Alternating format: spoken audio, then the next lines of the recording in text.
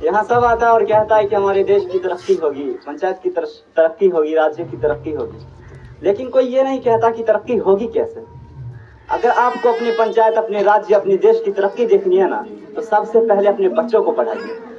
अब जब तक इस देश में अंगूठा छाप सरकार रहेगा तब तक कोई तरक्की नहीं होगी।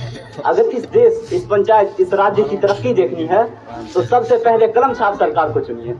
और कलम छाप सरकार कब आएगा? जब आपका बच्चा शिक्षित होगा। आपको पता होना चाहिए कि एक बच्चा ही देश का भविष्य होता है। अगर आप उस बच्चे को पढ़ाते हैं तो वही बच्चा doctor, collector, engineer, mechanical engineer वही बनता है। अगर आप उसे नहीं पढ़ाते हैं तो वही बच्चा गैंगस्टर, गुंडा, मवाली बनते हैं। जब तक आप अपने बच्चों को पढ़ाइएगा नहीं तब तक वो कुछ नहीं कर सकता।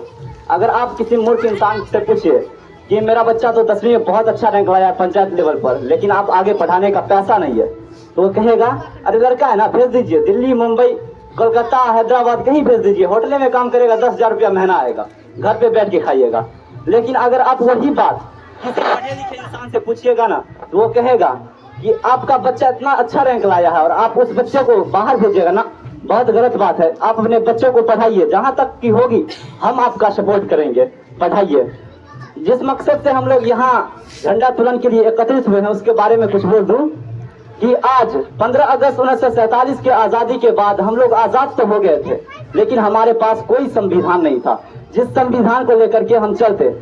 26 जनवरी 1950 के संविधान को लागू होने से पहले हमारे पास कोई कानून नहीं था, और हमारे पास कानून नहीं था इसका मतलब यह है कि कोई भी किसी को भी मार देता था, काट देता था, कुछ भी कर सकता था। लेकिन डॉक्टर भीमराव अंबेडकर जी ने अपने इस कानून को लागू करके हम लोगों को गणतंत्र बनाया। सबसे पहले तो मैं डॉक्टर भीमराव अंबेडकर जी के पिताजी को दिल से, तहे दिल से शुक्रिया करता हूँ, राम जी सरकार का, जो अपने बच्चों को पढ़ाकर शिक्षित बनाया, अपने बच्चों को पढ़ाकर शिक्षित बनाया।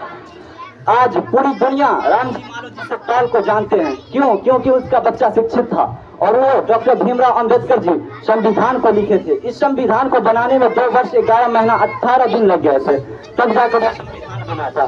तो क्यों आज क्यों नाम दे रहा है? क्योंकि उसका बच्चा शिक्षित था। आप लोगों से मेरा यही गुजारिश है कि आप अपने